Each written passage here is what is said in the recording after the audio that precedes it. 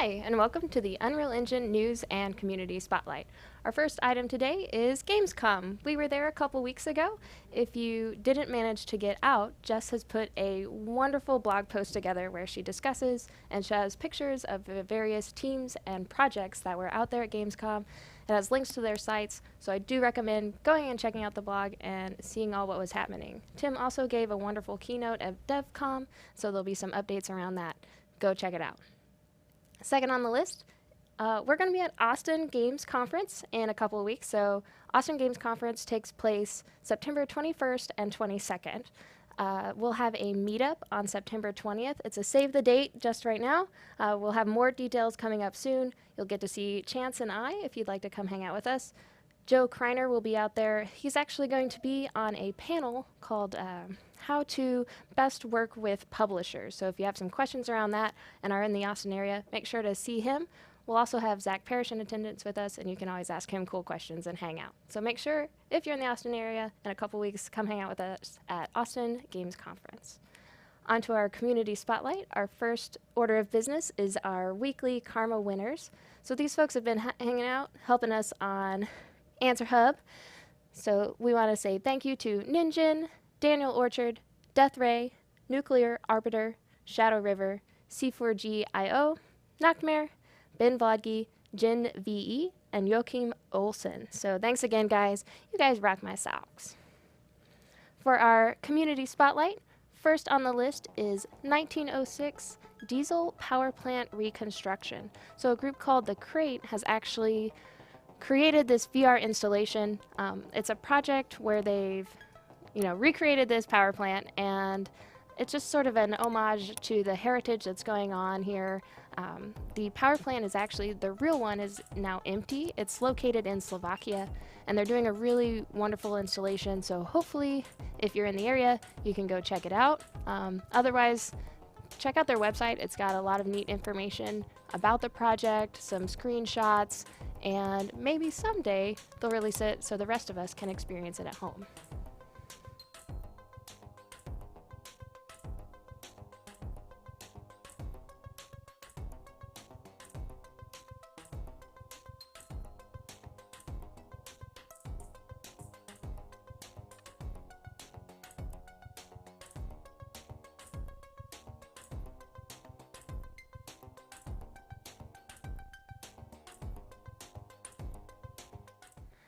Our second project today is an abandoned building by Jason Mattke. So his idea here was that there's an abandoned building in the forest. A photographer stumbles upon it and decides to use this overhang as a shelter as he can watch and explore nature around him. This scene's just really gorgeous. I love how he set it up. The god rays really add some emphasis and moodiness to the scene. He's making use of wonderful tessellation on the ground, and I just love, it's neat. It's wonderfully set up, so great job, Jason. Our third project is called Superposition by Aiden Bain, or of Aiden Bain Games. It's a first-person 3D platformer. It has puzzle elements and some exploration gameplay, and his focus here has been on the mechanics, progression, and atmosphere. I really love the lighting and effects and these cool spheres that seem to teleport you around the level. I'm excited to watch as he gets more levels coming through and to see how it really unfolds. So hopefully this will be playable for us soon. We'll find out.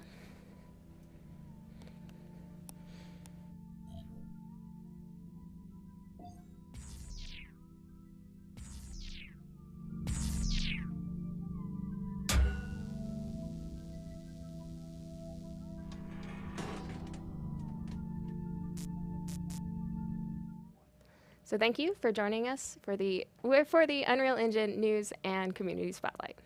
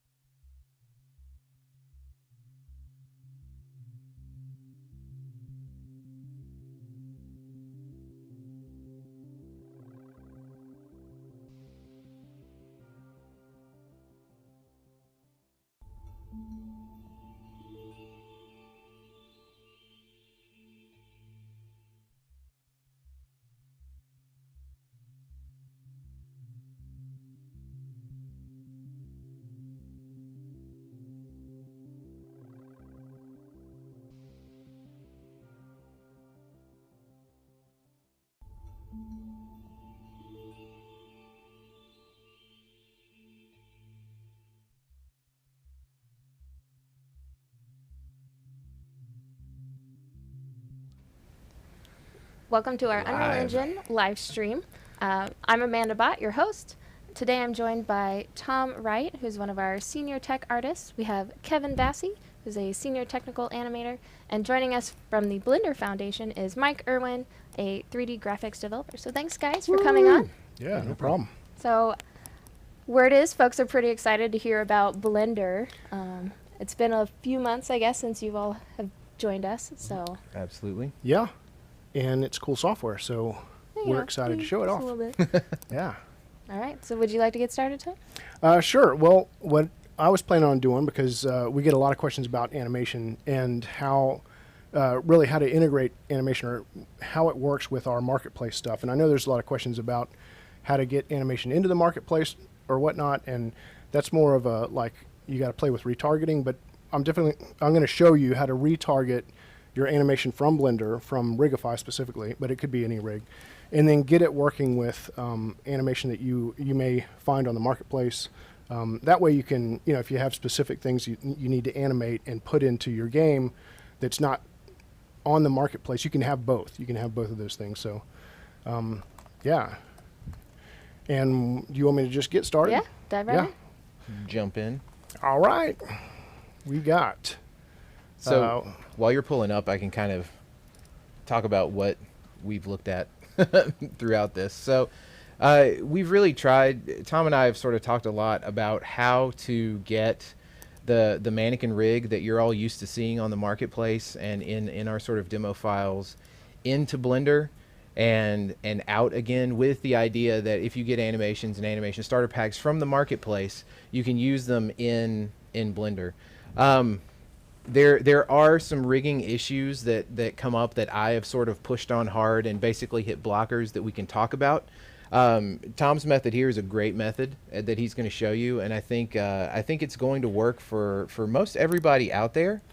Yeah, I think because I'm a content creator, I don't worry as much about like what I can get from the marketplace. Yeah, I know I can create what I need, what's there. If I can use it, great.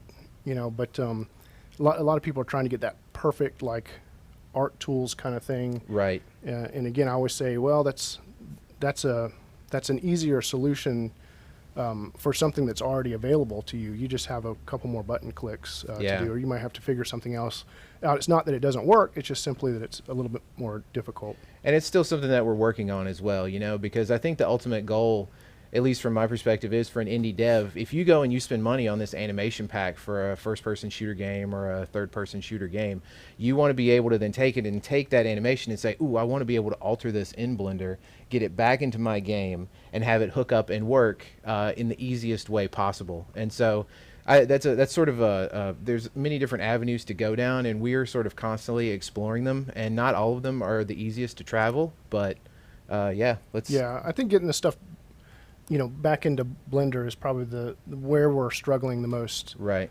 Now that's why, again, like make the stuff you need to make in Blender. Right. And then merge it together, kind of like I'm going to show you here. So this is Bob. I made he's a simple. He actually is made for something completely different. So he has one little error that's a. I'll show you later. It's just he has an extra or a couple of extra weight maps that Unreal will fix for me. But so what I usually do is have a base Bob or base character with the rig, and I'm using this this guy's, I should credit him, how would you say it? Chicka Bobo? I don't know, man. Yeah. But he wrote a great little Python script here that basically will give you just the deformation bones, and it allows you to export. So I run this right at the end, so it selects those bones, and I can just select him and export the whole thing. Now, the one I gave you guys last time has this unrigify. It'll name the root unrigify, and we don't want to do that anymore because we built in the ability to take this armature name as the null and get rid of it, and that way you get the proper root at root, and you'll get proper root motion from there. So rename this guy to armature if you're playing with this script again. Now, it might be named, the default that the guy gives you might be named armature. I think I might have named it this. I can't remember now, but we'll run the script. And just to be clear, this is a custom character from Blender with a Rigify rig. Right. That you want to drop into UE4. Exactly. It's something that I made. So as you can see, it exposes the deformation bones, selects them. I've already got him selected, so all I got to do is export that. Export FBX. Selected objects. Now, in order to not get an error, I always choose the faces, because for some reason the faces will actually give it a group, a smoothing group. So I'm going to make a new, just to be organized, I'm going to make an out folder and save it there. So that gives us the main guy and his bones. I always make these as separate files. I don't know if you guys do an animation, but if I open up his walk, he's a completely different file and export. That way you can make as many animations within Blender and just layer them into those into the action editor. But I don't like to do that and have the same main mesh, the same A or T pose. Right. Just because I don't want to mess that part up, so I just separate them into two different files. That's just, you don't have to do that, I don't think, but you definitely don't have to. That's something that we do though for our characters that we work on in-house. So you guys do that, okay? Yeah, we make sure that it just seems like a smart thing to do. The one file will contain just the mesh and the bones and the skin weights, and then another will contain the rig, and those get sandwiched together. Of course, in Blender you could have your geometry, your weights, and your bones. No animation would live in that file though. You would animate in a separate file and then just export that FBX. That's what I'm doing. Yeah, exactly. Yeah. Ultimately, for when you want to take an animation into engine out of Blender, all you want is moving bones. Yes. That's it in the FBX. You don't need geometry. You don't need anything else. Yep, which I'm about to show you. So this is the animation I made, a simple, not very great walk cycle, but it'll make the point. If I run it back over here to that script, and scripting, again, I need to change that little, this is the one we gave you guys, so don't forget to do this. Armature. And we run that guy. Run script. Now this time, I don't need the mesh selected. I only need the original bones, or the deformation bones that the script selects for you. Export again, FBX. Selected. You don't have to mess with, we don't need smoothing because we don't have a mesh. We'll put that in out. Cool. So I'm pretty much done here. Let me get into my, do I have it open? Yeah. So prepared. Yeah. So all I did here is I literally just built this from scratch, a third-person example with blueprints. It's just opened before we started doing this. Let me find my folder. So there's that out. We'll make a quick, just to be organized, Bob.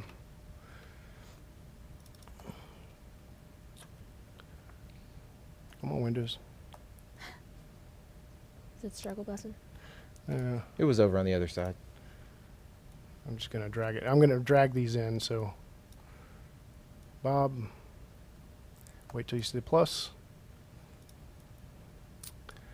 And there's really one main thing I want to check here, and that's the use the reference pose. And I don't want these materials right now. Any of this stuff, I don't need that stuff yet.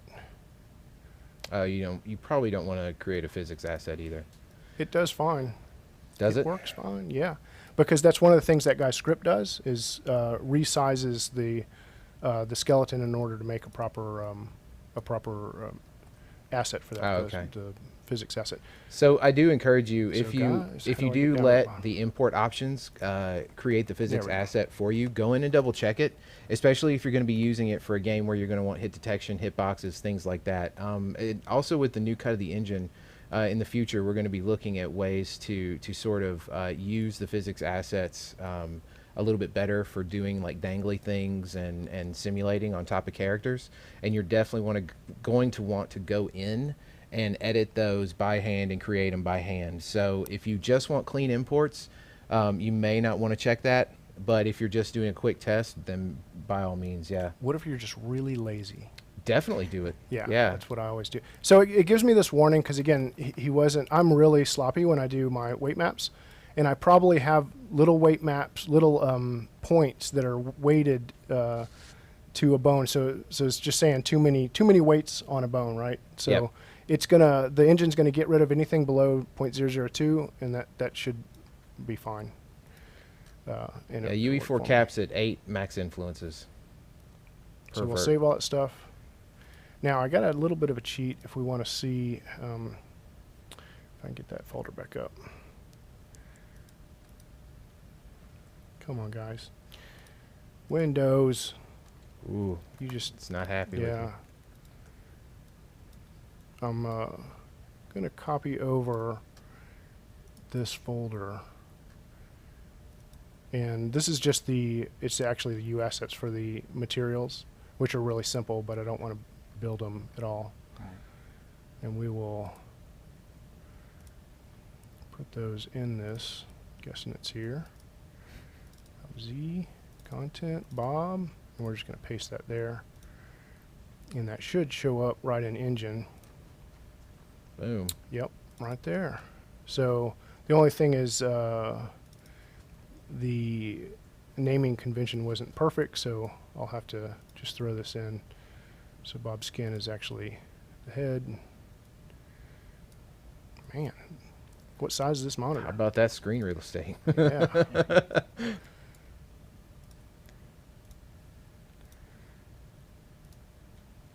I'll kind of do this real quick. I'm just rebuilding these materials, just so we can see Bob in all his glory. Bab. Where arms?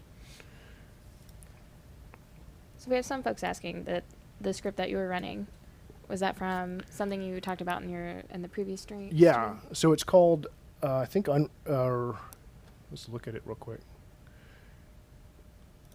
because he names it up here. Rigify to Unreal, and this is version 1.61. Okay. And that's just something.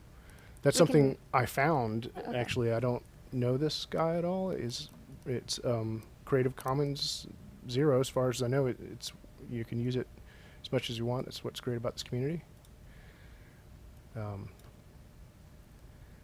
was that? Arms, right? Yeah. Okay, let me just throw these guys in here real quick. Arms, we got a belt. We got a belt.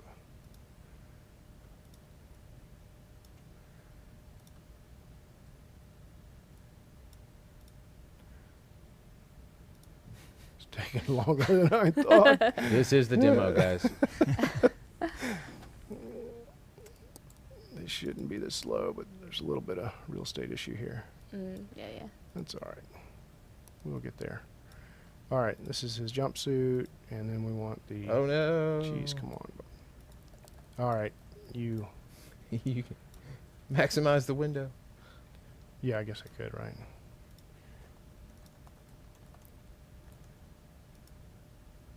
It's funny, it actually takes a little while to propagate. And then I think his shoes are fine, because it's just a color. So you can see my materials are just stupid simple. It's not, there's nothing fancy going on there at all.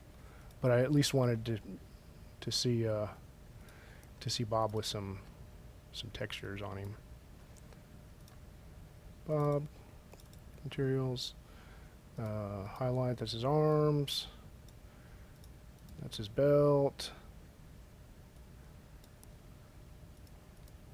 shoes, there's his jumpsuit. So, but it's kind of good to see that there's no tricks I'm doing here like behind the scenes. This is a completely fresh build of this thing. So Bob, his big thing is his skeleton. So that's the idea, is we're going to retarget this guy so that the blender or the mannequin rig will target animation directly to this guy. Did I import the animation yet? No, I haven't. Let's do that next. So I'm going to do anims, and we're going to grab the other file.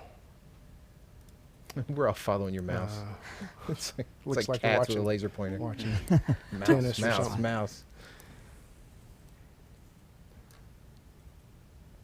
All right. So it knows that there's no mesh there, so I just have to pick Bob's skeleton, import him, and magically there's the walk cycle I did in Rigify. Cool. So save that guy, close him. I'm going to look back at the skeleton. So what you'll need is this retarget manager, and we're going to retarget it to a humanoid. So select humanoid rig. Oh boy, this is going to be fun. Ooh. So I'm going to auto map. It does a pretty good job with auto map, and there's no way to There stretch is this. no way to stretch that. Oh yeah. boy. That's There's lame. not that Yeah. many of these to be fixed. Holy moly. Pelvis is hips. Obviously, spine needs to be spine, or I do. And I should note that this isn't the perfect way to do this. This is kind of a guess. If you play around with this retargeting and figure a better way that the Unreal bones match up to the Rigify bones, you're probably right. So yeah, okay. and that's part of something that I was going to talk about as well. Maybe while you're going through this, I can speak to that. So one of the things that I've been working on, and just yell at me when you've got it all set up, is taking the mannequin from UE4 and actually getting it into Blender and making a Rigify version of the skeleton that maps 1-to-1. If you can imagine, over here you've got the skeleton as you would see it in UE4. Over here you've got a perfectly matched Rigify skeleton. The problem is the joint orientations between Rigify and UE4, and the fact that currently Blender's constraint system is not robust enough to handle joints being off axis slightly from each other. And so you end up, if you want to rotate the Rigify joint, let's say in the y-axis, that translates to the UE4 skeleton in y and z, or y and x, or it's a combination of axes. And so currently that's where that's sort of blocked. There is a Rigify version of the UE4 skeleton that I have. Unfortunately, we can't get it to drive the actual mannequin skeleton properly because of the constraint system. And it's something that I've spent lots of what we call free Fridays around here working on for months and months, trying to get it to go. And in fact, if anyone in the community has thought of doing that and wants to ask questions or anything like that, hit me up on Twitter or anything else, and I can walk you through it. But yeah, it's sort of it sort of hits a blocker at that point. Blender has that system where you have the joint, right, and then you have the sort of base of the joint and the I think it's the head and the tail, right? And so the way that we rig in Maya is X is always down the bone or up the bone, but the X-axis is your twist for like a leg, for like a thigh joint. And so to have that modeled in Blender, if you ever bring the UE4 mannequin as an FBX into Blender, you'll notice that the bone in Blender sticks out the back. It sticks out like the butt of the character if it's the thigh joint. And to get the orientation to match, that head or tail of that joint has to be out here, because the axes of rotation for that bone are sort of married to the tail. And if I bring the tail down, then the axis is off now, which means your animation is completely off. And so it is a tough problem to fix without being able to sort of constrain things properly and get things set up to a sort of one-to-one parity, right? And that's kind of where we are with getting the mannequin perfectly, redone in Blender. I think it's totally possible. It's just going to take some development time, unfortunately. Don't use these upper arm twists or upper thigh twists, because those are the Maya bone-on-bone things that you're not going to be able to use. These shins are okay, but they got to be check. I don't know why it does left. It sometimes swaps left for right. I see that a lot. So that's left too. And this is the advanced, by the way. This is like the fingers and whatnot. Yeah, that thigh twist, that should be gone. Calf twist, I think is okay. Shin. And when you're talking about the twist joints, you're just talking about in the case of Bob, not in the case of... In the case of Rigify, I think, because it separates the bone into the second set. Yeah. Like top and bottom. So we have that twist bone here, but we can't use that one up here, right? Because that's that whole... I always remember those as gimbal fixes from Lightwave back in the day. Yeah. Where was I? Thigh, twist, that's shin. Shin, right, 2. So that's going to be 2. Everything in the advance will be like 2 and on. Everything in the first part will be the number 1 bones, the main bones. That makes sense, the top bone. This kind of stuff you just pick it up over experience and as far as knowing what left to what. Thigh, get rid of that thing.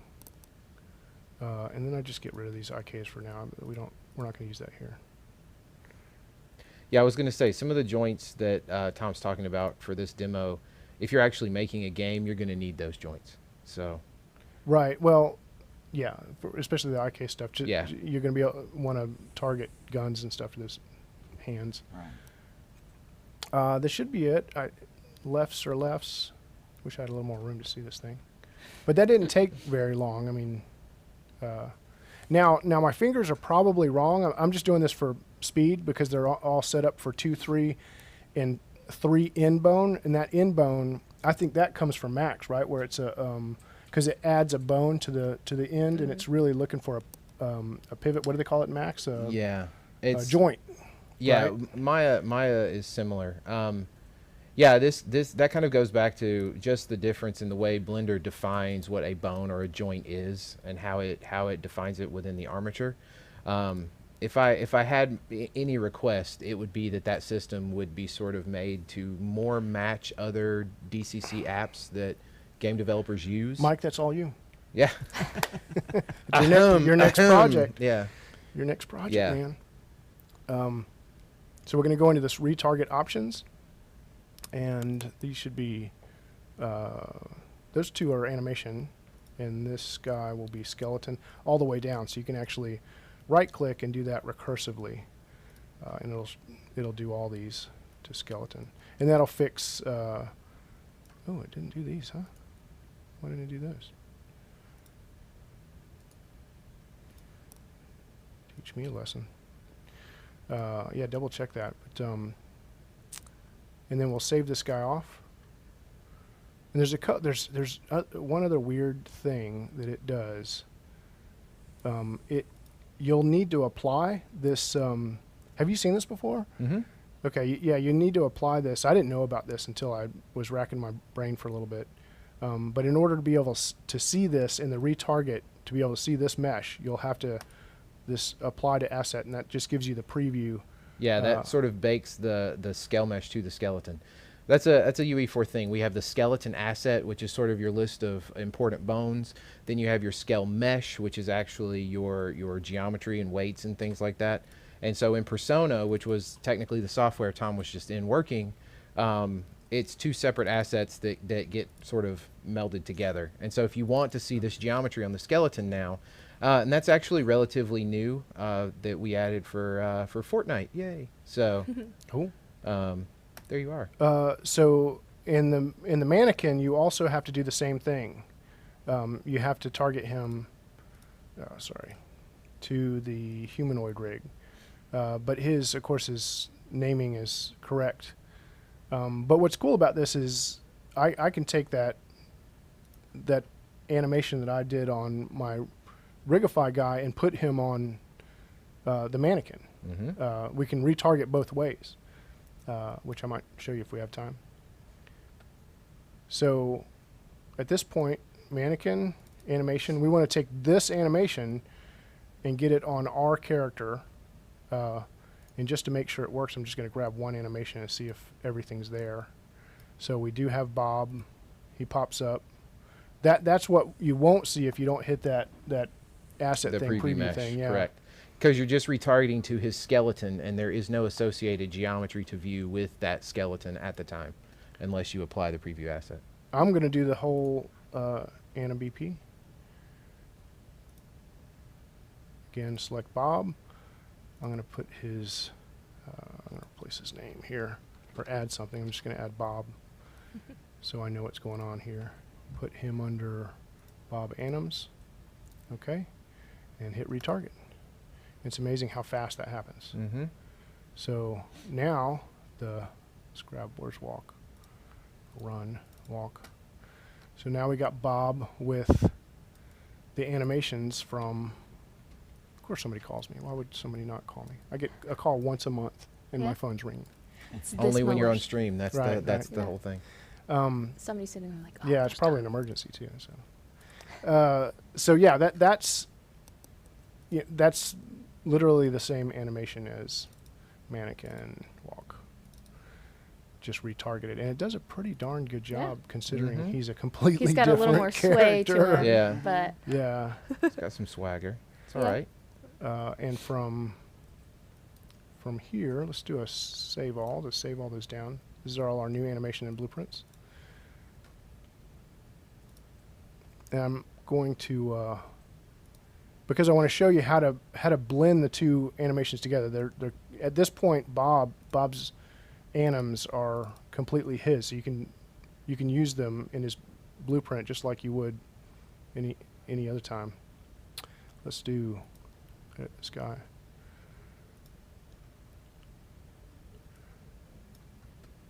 Viewport. I'm going to swap him out with Bob, right? And then instead of that, so we'll have two third-person anims now, the anim BP and the anim BP underscore Bob, the one that I used for retargeting. And then we'll compile and save this, but I think that he might be in the floor a little bit. He might not be. Just want to see. He's all Yeah, right. a little bit. But you can always raise him up if you remove this, and you can always Yeah, pull tiny him up bit a like little the soles bit. of the feet. Yeah. So, but at this point, you have a playable, Bob, basically, with all the regular animation. So, and that's being run on a Rigify rig, which is pretty interesting. But we can even take it a step further, go into the one of the blueprints here and replace. So this is Bob, from his idle, walk, run, and we can get rid of one of these and replace it with our walk, which is, zombie walk. yeah, our zombie walk, which No is a way. completely different, animated in Blender. So we're blending now from, a Marketplace idol. marketplace idol Right.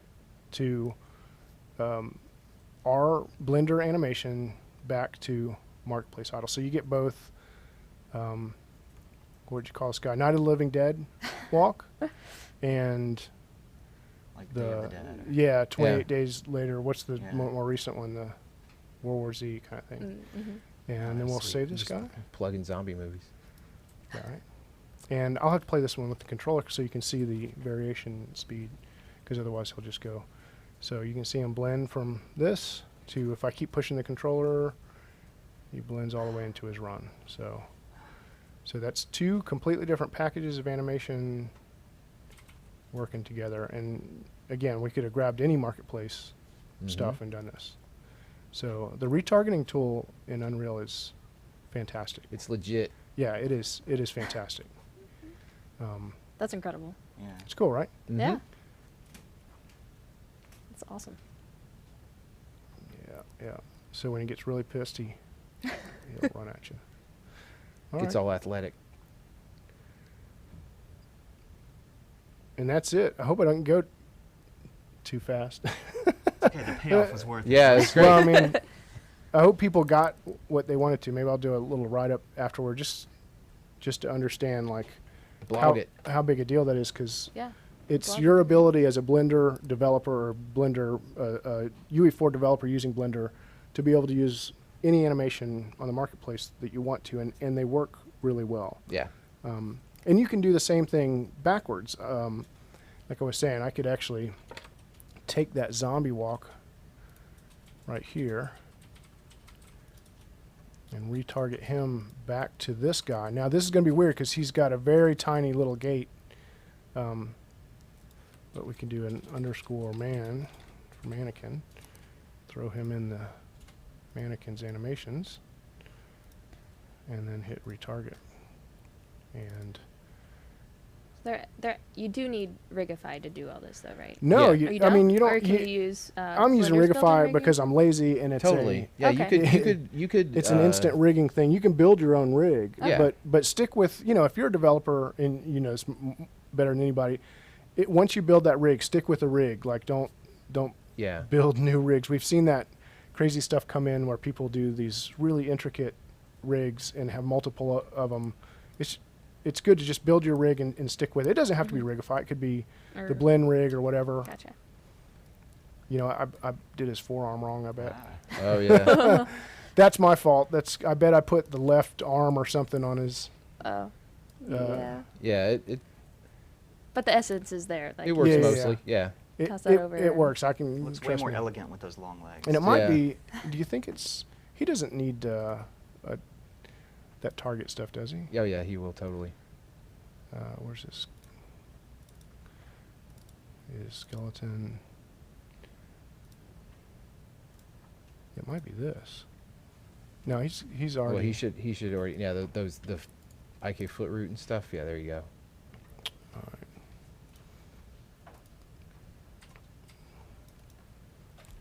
I don't know if that'll help me at all, but It gets you in the ballpark.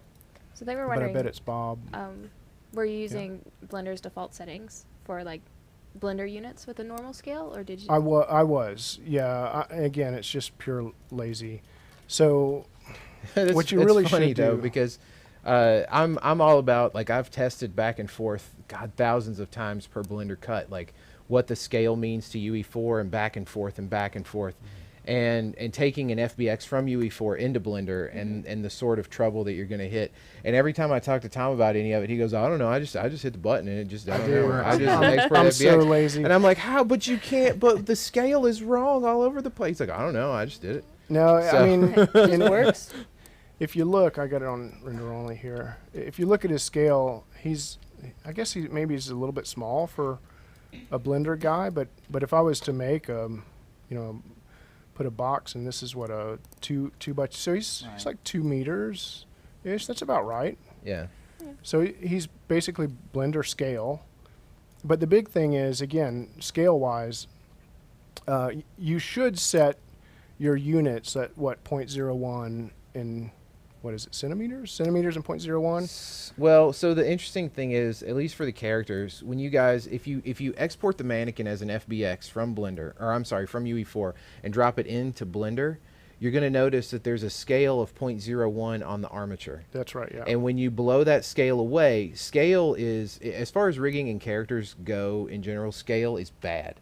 Yeah. Scale is the enemy. Scale is Should the be, mind killer. always be. And so when you either blow that away or disconnect the two from each other, your model's going to get huge because the scale is wrong. Honestly, the scale that the geometry is storing, or that FBX is storing, is technically wrong for the software, but the armature is bringing it down to what would be an accurate size to go back into Engine. Yeah. And when you try to put that back into Engine, that scale is going to affect you. Yeah. And so it's gonna mess- that back and forth is the So thing. this little button that they added is, it just tells the FBX to match the scale of the scene.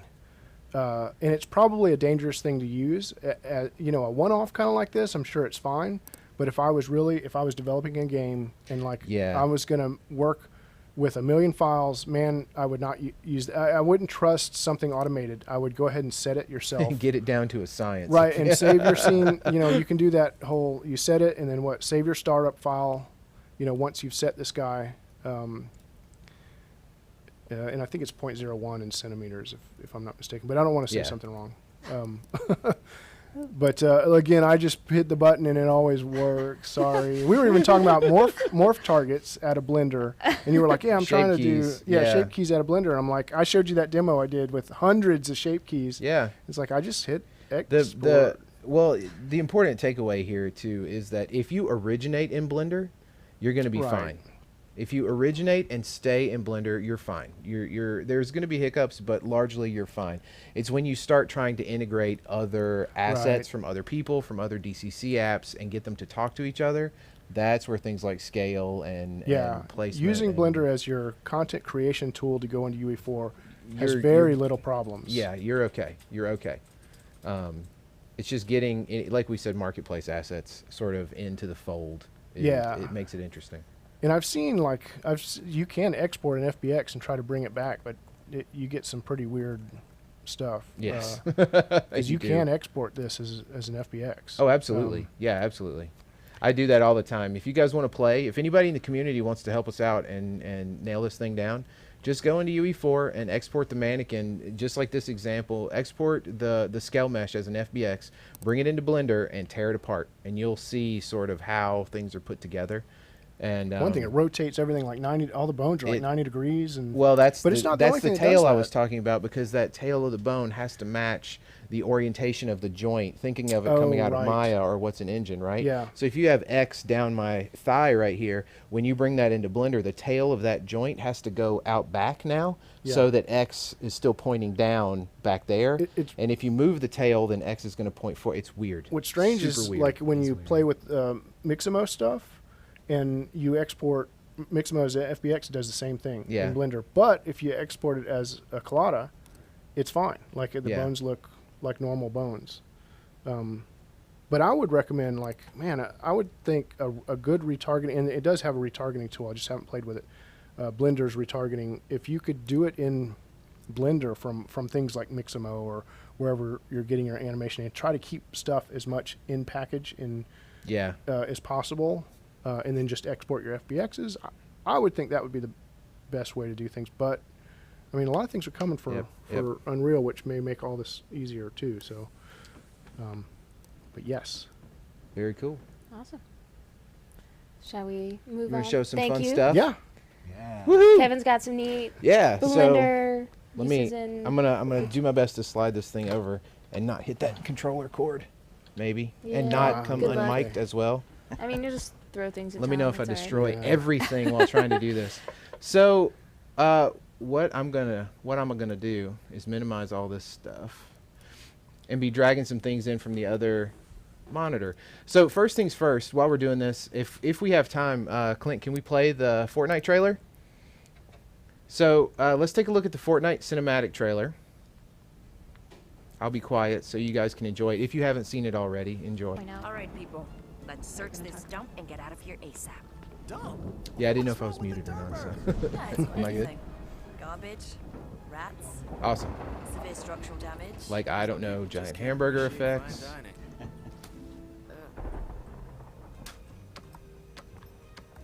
Our own stuff. Yeah. Okay.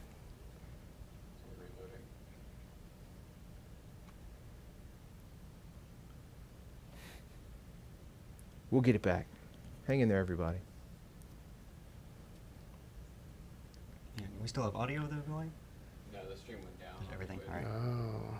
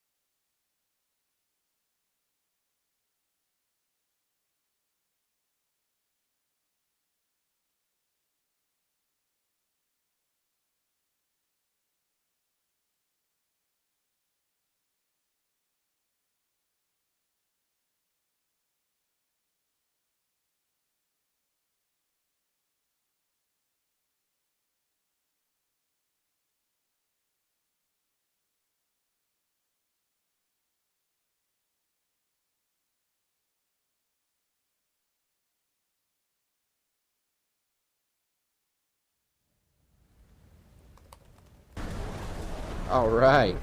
Looks like we're staying put. Welcome back, everybody. Again, Fortnite Awesomeness trailer. Let's get to work. Vex, check it out.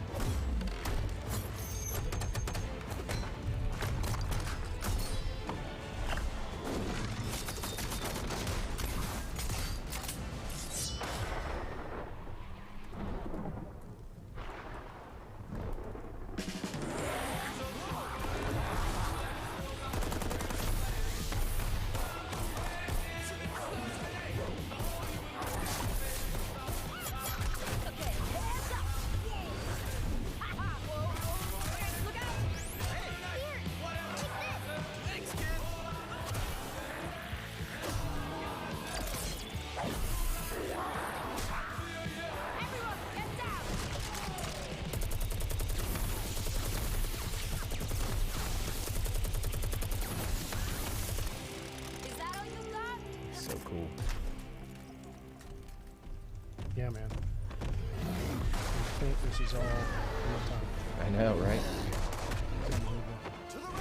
Someone coming from the old days worked on Jimmy Neutron. Took 5 minutes playing music. 5 minutes. That was, yeah. No ambient occlusion, no subsurface scattering, none of the stuff that we have today in real time.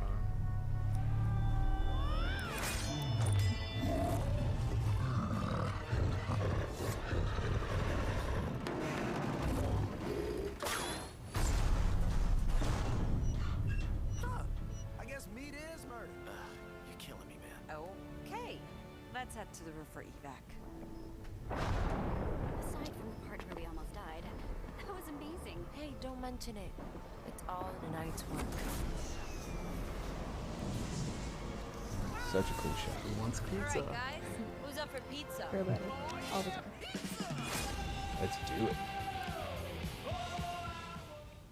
Cool All game, right, too. we're So, back. if you haven't played it yet, Sorry for the hiccup. Yeah, so hopefully you guys enjoyed the trailer. I wanted the chance to plug Fortnite on stream, as if it hasn't been plugged. It isn't as awesome as everyone says. But I also wanted to plug some of the work that was done for this trailer, which was rendered real time. I say rendered, but it's real time out of UE4. And Blender was used for quite a few things. One of the awesome animators we have here, John Zdankowicz, who we call Ziggy, actually a former ILM artist, came and started work and was like, hey, so I hear that you are one of the Blender guys here at work. And I was like, yeah, and there's Tom, and that's pretty much us. So now we've got a third, and hopefully we'll get him on the stream sometime soon. But until then, I'm going to plug his work. So he used the VFX cut of Blender. So not the Blender that you get from the site, but the VFX cut, which we do have the link to. the destruction build, right? The destruction build, yeah. So if you guys haven't heard of that, it is awesome. I've played with it. I tried, recreating some of the old effects that I used to do back in movies, and it was amazing. Oh, it was so easy and fun. Is that So the fracture modifier thing? Or there that is a separate? fracture modifier, yeah. Okay. Yeah, Is yeah. it the, what's the, I don't know what the build's called. but- So I wanted to just play a few of his in-progress movies. These are, this is the Smasher from the trailer you just watched in Blender. And all of the simulation and destruction of the snack bar was done in Blender with the destruction cut of Blender. So I just wanted to run through some of these movies. I think it's rare that you get to see Blender used in this sort of capacity. With the short films and everything that people have been working on over the years, it's just gotten better and better and better. But, there's still this sort of question about do professionals really use this? Is this something that professionals really use and like? And the answer is yes, absolutely, 100%. You're looking at a former ILM animator using Blender to accomplish and choosing Blender, it's not just yeah, saying, no, this was his choice. It Yeah. wasn't something forced on him. He sought us out and was like, I hear you guys use Blender on the side. How does it work? And so I was like, this fits our agenda perfectly. And then got him all set up. And so hopefully this is just a little bit of eye candy for you guys. Let me see if I've got one or two more here. It's the same shot from earlier, but you can really get a good look. And if I am not mistaken, and I may be, the thing is, I am not scared to speak out of turn, so I'm going to say this anyway. But I do believe that those effects were brought into the engine for the trailer with Alembic, and so I think he did. I think he did both. He was telling me that he used Alembic first. Yeah. First, it worked perfectly. Yeah. But they wanted a little bit more speed out of it because they wanted to show Right. a bunch of swapping and stuff. So just to really showcase that it's real time, they wanted to kind of blow people away by changing shirts and colors and Right. So they redid it in FBX, which he said also worked perfectly. Worked great. So. Cool. So just one example of us using Blender in a super professional way for a super professional project, and really high profile stuff. So. yeah, and it looks great. It's amazing, absolutely amazing. If you guys can't find the destruction build, we have the links, and so I'm sure we can get it on the community page or Yeah, something if you send it to me, whenever. I can add them to the forum post that we have. And So the second little project I'm going to sneak in before I potentially shut up. If any of you went to SIGGRAPH this year, you might have seen a project that one of the other technical animators worked on named Chris Evans. And he took a laser scan of Michelangelo's David, the sculpture, and recreated it in VR. And it was it was viewable at SIGGRAPH. It was a hit. Effects Guide did an article about it. So here's what the wide shot looked like of the David in VR. So the original lasers. Oh my goodness, Paint 3D. What in the world? ew. So the original. Let me see if I can zoom. Whoa. So here's the laser scan from the sculpture that was done years ago. Particularly, look at the density in the face and how this just turns solid blue compared to the rest of the density in the body. And here's a close-up view of how it ended up. Now, here's the trick. Here's where Blender comes into this. So Chris was talking one day about the density of the mesh and how it was killing all the machines and how it was really difficult to work with. And I said, well, Blender's Decimate tool does about the best job of any Decimate tool I've ever seen. And of course, because I said the word Blender, first there was a laugh or two, a sigh, yeah. But then there was like well, let's try it. It can't hurt. So here is what it ended up looking like. Now I'm going to zoom in a little bit further here. Maybe it's actually good that it did this weirdness. Can I get a hand? Maybe? No? Probably not. What if I hit spacebar? Huh? I'm going to draw on it. Look. Oh yeah. What? Thanks, Microsoft. Okay.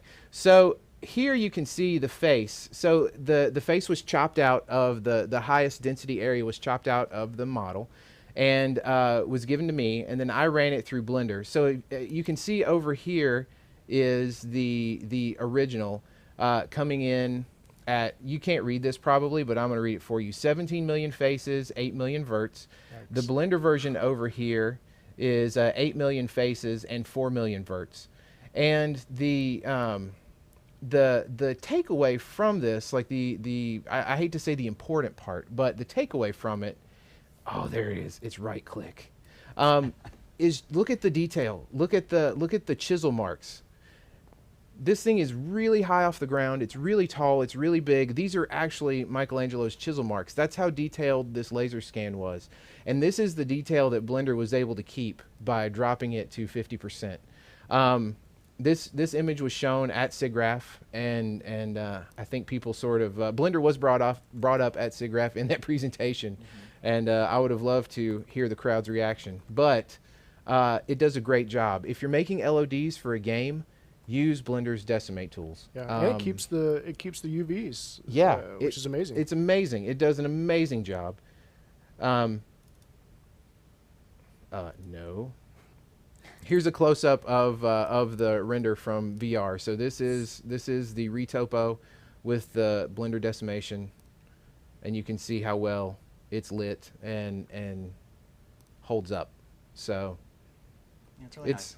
And I did get to see this at SIGGRAPH. The line was too long, so I didn't get to see it in person, but I did get a chance to talk to Chris about different things. And he was talking about the retopology, or the decimation there, and even things like MeshLab couldn't handle it, which surprises me because that's a really popular tool. Right.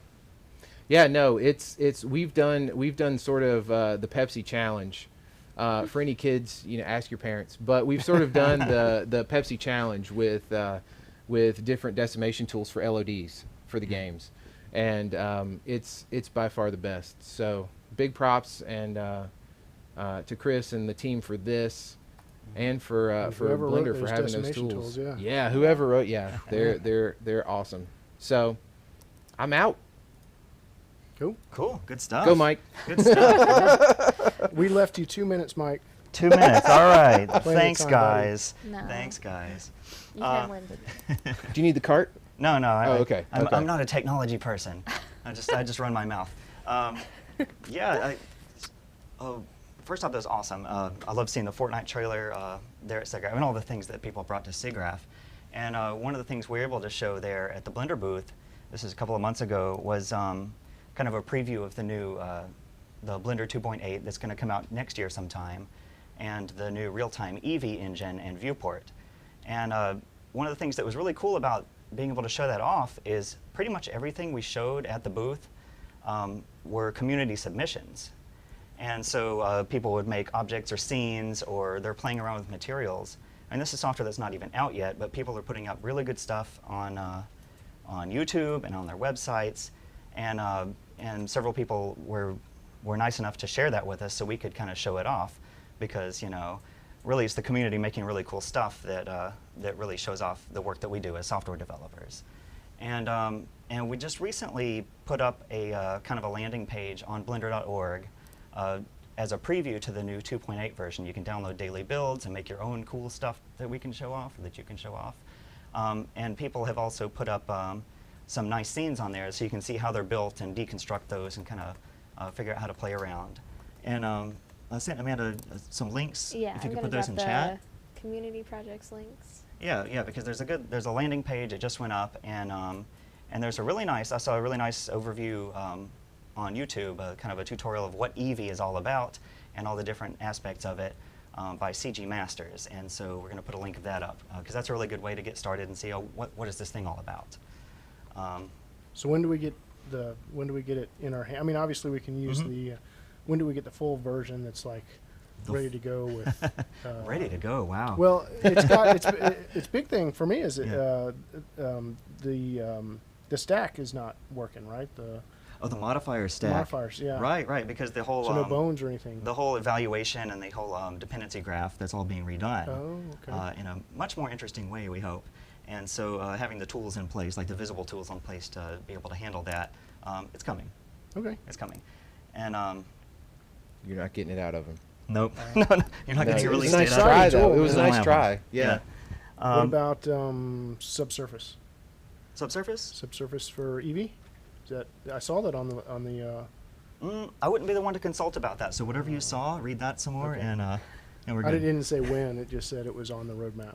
Oh, I cool, thought, definitely. that's cool. Yeah, Hopefully it's got a- but I'm amazed at how fast it's really gone working, especially with such a small team size that we have.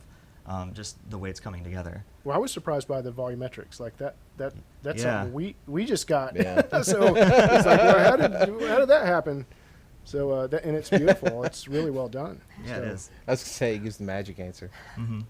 Yeah, and the other thing I wanted to talk about here today was kind of 3D file formats, especially open formats going between different packages, because Blender, as you all know, is free, and it's very free, not just for using cost, but you can do whatever you want with it. You can sell your work commercially, you can use it for as long as you want, you can share it with your friends, all that, and you can participate in development. So it's free on a number of different levels.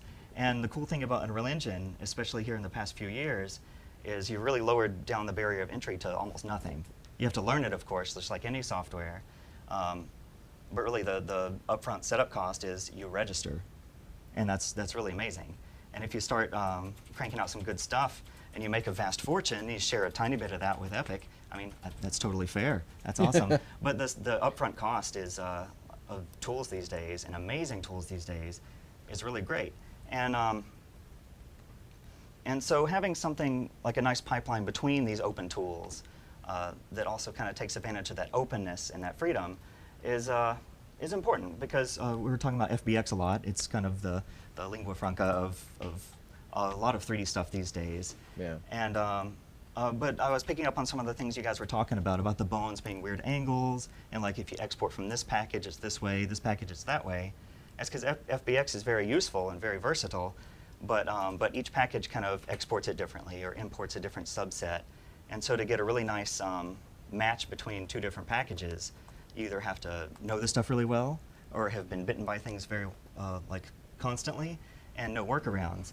And there's a new format on the block, and it's called glTF. It's out of the Kronos group, the same people that bring you OpenGL, Vulkan, Collada before this, which is another really versatile interchange format that's been around for several years. And glTF is a simpler format. It's more, instead of interchanging between packages, like you wouldn't necessarily want to do something from Maya into Blender into something else. You want an interchange format for that. But glTF is more of a delivery format. Once you're done with something, you've got it all done, you've got your asset, and if you're bringing it into Unreal Engine, something like as simple as a static mesh, go up to skeletal meshes, up to entire scenes. It can bring in things like that, and it can represent those things. And it's kind of you'd use it maybe at the end of the pipeline once your things are done, and you just want to get it over to there. And the cool thing about it, from our perspective, FBX is very difficult to work with. It's very useful, and so we're going to continue using it, but the trouble there is it's controlled by someone else. Not controlled by us, not controlled by you, and it's not like an open community thing. And we're not allowed to use the library, like the code library, for software licensing and source code licensing reasons. And there's no document that says, here's how FBX works officially. And so we basically have to reverse engineer it and try to kind of chase this moving target that is created by our main competitors. And so that puts us in a tight spot, but it's a spot worth being in and worth supporting. Yeah. And the thing well, I can tell you that, yeah. you know, Epic is not, you know, I've heard many complaints. I mean, just because it's difficult to work with. Mm-hmm. It's a file format that has, I guess, a lot of small things that can get, some software leaves things out, some software adds things, and they were calling it like a dialect almost. Yeah, almost like lossy. Like every time you export FBX, you're losing something through different packages. Yeah, it can be, depending on how the importers and exporters are implemented. It's nothing about the format itself. It's just so versatile, it's hard to get everything right. Right. And especially if it's undocumented, it's almost impossible to get everything right. And something like glTF, you're going to be hearing a lot about this over the next few years because like it's really picking up steam. I mean, even Autodesk, like they've got their own FBX. It works really well for a lot of things. Even they're getting on board with glTF a bit. Like their Forge platform uses it as a native format. They've got converters between FBX and glTF, this new kid on the block, and so they're definitely not ignoring it. Good. Other big companies, Microsoft is putting it into the next version of Office. You can put in 3D and animations into your PowerPoint. Wow. And that seemed like, for game developers, it's like, oh, that's kind of cool. But once you see it, you're like, oh, this is going to change presentations, like forever. Yeah. And so, so it's really going to pick up. We've got a beta exporter for the glTF2 that just came out. And so if you guys could play around with that. Is that Blender the exporter, link you right? Yeah, shared with Blender me? exporter. Yeah. Yes, I shared it with you. It's up on GitHub right now. It's in beta. It's pretty solid right now, though. It's good stuff. And Unreal Engine cannot import it as of now, but a lot of other packages can. There's a lot of websites. Just look around. Just search for glTF. I dropped it in chat. Okay, excellent. And you can at least start playing around with it and kind of giving some feedback on that exporter. Right now, it's an independent thing. It's going to be shipping with Blender and be one of those first-class formats that you can export to very soon. Cool. Cool. Very cool. All right. We're running short on time, so we don't have a lot time to do Q&A today, unfortunately. I'm sorry. Any quick things you all would like to add? We should probably promote Blender Cloud. Like Blender Cloud, I always try to every time, say yes. something Oh, yeah. about that because that's how those guys actually make money. If you're using Blender, you should be a member of the Blender Cloud. It's like $100 a year or something, and you get access to all kinds of stuff. That's all, you know, Creative Commons 0, so you can use it commercially. We have actually our legal team approved a lot of that stuff for use in Fortnite and Paragon. You know, so I use it. You know, I'll go in and grab backgrounds and stuff and use it for marketing shots and whatnot. But it's well worth the membership. So. Yeah. The only thing in closing I'd say is, you know, if you guys want to hear more about Blender, or you want us to get the time to be able to work behind the scenes to get Blender better integrated with UE4, or better sort of created as a tool for game development, you've got to have a voice. Like I said, when Ziggy started and was doing those effect shots, that makes like 3 or 4 of us in the building on a daily basis who use this thing and really love it. And so we need you guys to really make a ruckus and really make a noise and say, yes, we please. want to use this tool for this. Please, please, please support it, recognize it, love it, learn it, because we can only be so loud. And so, as always, if there are questions for UE4 and Blender, you know, make it known. Tell everybody that you want to use it, you want support, you want this here. Really make a noise so that you're heard. Yep, absolutely. Well, thank you guys so much for joining us. Blender is a hot topic, and so hopefully we can have you back and share some more of the wonderful things going on in the Blender and UE4 pipelines. Sure. As always, follow us on Twitter, Twitch, Facebook, YouTube, and all the lovely social media places. I dropped a survey in the chat. I'll drop it again. We're always looking for your feedback, whether it's for what topics you would like to see, how we're doing, ways we can improve. So always feel free to let us know, and thank you for joining us today. Take care. Bye. Bye, Bye. buddy.